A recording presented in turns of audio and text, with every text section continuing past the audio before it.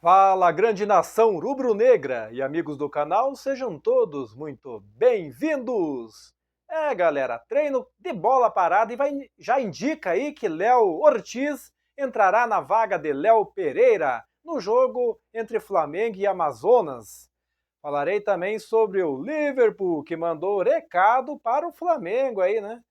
Após a saída do técnico Jürgen Klopp, vamos falar sobre este assunto. E foi descoberto o X9. Repórter aponta quem vazou foto de Gabigol com a camisa do Corinthians, galera. Esses são os assuntos de hoje aqui no canal Ebifla. Fique ligado, né? Muitas notícias, aqui é notícias sem enrolação. Então o Tite faz trabalho tático aí nesta terça-feira, galera. Nesta terça e praticamente define aí a equipe que iniciará jogo de volta pela terceira fase aí da Copa do Brasil, né? Então, passando as informações do treino do Flamengo neste final de semana, né, dessa segunda-feira, né? Então, o Flamengo que vai enfrentar o Amazonas na quarta-feira, às 21h30, em Manaus, pela terceira fase da Copa do Brasil.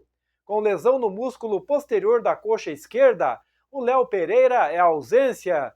E nos treinamentos aí, então, o Tite indicou o Léo Ortiz ao lado de Fabrício Bruno aí para fazer a dupla de zaga do Mengão. Então esta pode ser a primeira vez que a dupla ex-Bragantino começará um jogo no Flamengo. Titular contra o Palestino e contra o próprio Bragantino, Ortiz começou ao lado de Léo Pereira. Contra o Bolívar, Tite utilizou três zagueiros, Ortiz, Fabrício Bruno e Léo Pereira, né? Então os treinos de preparação para enfrentar o Amazonas indicam esta formação com Ortiz e Fabrício Bruno. O Davi Luiz seria a outra opção. Então, na manhã desta segunda-feira, no Ninho do Urubu, foi de treinamento tático e de bola parada, assim como na terça-feira será assim, galera. Então, quem não é presença garantida entre os titulares é Eric Pulgar, que se recupera aí e está fazendo um ritmo de jogo aí para entrar nesta partida. E a tendência é que o chileno viaje para Manaus com o elenco, mas que Alan seja mantido no time titular. O treino de terça baterá o martelo do time titular do Flamengo. No gol, Matheus Cunha treinou no lado de Rossi, entre os titulares. A ideia da comissão técnica é dar sequência ao jovem goleiro aí na Copa do Brasil. Então a provável escalação do Flamengo tem Matheus Cunha, Guilherme Varela, Fabrício Bruno, Léo Ortiz e Ayrton Lucas, Alan, De La Cruz, Arrascaeta e Gerson, Pedro e Cebolinha. E Pedro segue como titular no comando do ataque, mas a depender do panorama do jogo, pode não atuar os 90 minutos completos. Então o jogador não está 100% em relação ao incômodo que sente no adutor da coxa direita. Depois de uma sequência de 3 jogos completos, ele foi substituído no intervalo da vitória sobre o Corinthians e aos 25 minutos da etapa final da goleada sobre o Bolívar, galera. Então a informação aí de que Pedro pode não suportar os 90 minutos foi noticiada pelo canal Multiflá, galera. Então, Gabigol que voltou a jogar aí após a suspensão por doping, exatamente na partida de ida contra o Amazonas, é a principal opção aí para o setor. Carlinhos, que defendeu o Nova Iguaçu nas 2 fases anteriores, não poderá atuar pelo Flamengo na Copa do Brasil, galera. Então é só Gabigol mesmo. Passando a notícia aí do Liverpool, né? Então Flamengo e Liverpool já se enfrentaram 2 vezes na história. Então o Flamengo que disputou 2 finais de Mundial de Clubes na história, ambas contra o Liverpool da Inglaterra. O duelo mais recente foi em 2019, quando o Flamengo empatou em 0-0 com o Liverpool, mas levou um golzinho na prorrogação aí e deixou aí o segundo Mundial escapar, né, das mãos. Mas em 1981 o Flamengo aplicou uma sonora goleada por 3-0, galera. E fora o baile, né? Sabendo dessa ligação, o perfil do clube europeu no X, antigo Twitter, mandou o recado aí ao mais querido, único time brasileiro enfrentado pelo técnico alemão Jürgen Klopp, que marcou época na equipe vermelha, dos Reds, né, como é chamado lá na Inglaterra. Então, o único time brasileiro que enfrentamos na era Klopp, diz a legenda da publicação do Liverpool. Então, além disso, o perfil do clube inglês dedicado ao público brasileiro colocou 2 fotos. Em uma, os atacantes Mohamed Salah e Bruno Henrique aparecem juntos. Em outra, Jürgen Klopp segura o troféu do Mundial de Clubes de 2019. Né? O Flamengo poderia ter ganhado aquele jogo, né? Então, o motivo da publicação, então, o técnico Jürgen Klopp se despediu do comando do Liverpool ao fim desta temporada 2023-2024. Sendo assim, chegou ao fim aí uma das eras mais vitoriosas do clube inglês. Isso porque com o comandante alemão aí somou 298 vitórias, 109 empates e 82 derrotas em 489 jogos, conquistando 8 títulos.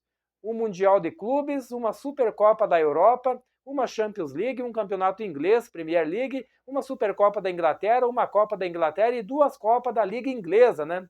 O histórico de Flamengo e Liverpool, então o Flamengo enfrentou o Liverpool apenas 2 vezes, né? O primeiro confronto em 81, quando o Flamengo bateu os ingleses por 3-0 na final do Mundial, com 2 gols de Nunes e 1 de Adílio. No entanto, em 2019, os times ficaram zerados aí no tempo regulamentar, né? 0-0, e o Flamengo perdeu na prorrogação aí por 1-0, né? Mas não conta, o jogo acabou 0-0 aí, né, galera? Foi aí no final do jogo que o Flamengo levou aquele golzinho, né, na prorrogação, né? Tô falando aí, né, da história aí do Gabigol aí, né? Quem vazou a foto de Gabigol do Flamengo com a camisa do Corinthians foi o assistente de um músico que tocou em um churrasco na casa do atacante. Isso mesmo, afirmou o repórter André Hernan. Nesta segunda-feira, o jornalista do UOL deu detalhes de como teria ocorrido a divulgação da imagem aí, né, galera? Então era um canto, tipo um cantor aí fazendo voz e violão. O Gabigol gosta de ouvir Tim Maia, mas então o cara estava tocando MPB lá. Essa pessoa que tirou a foto era uma pessoa que nunca tinha estado na casa do Gabigol, relatou André Hernan.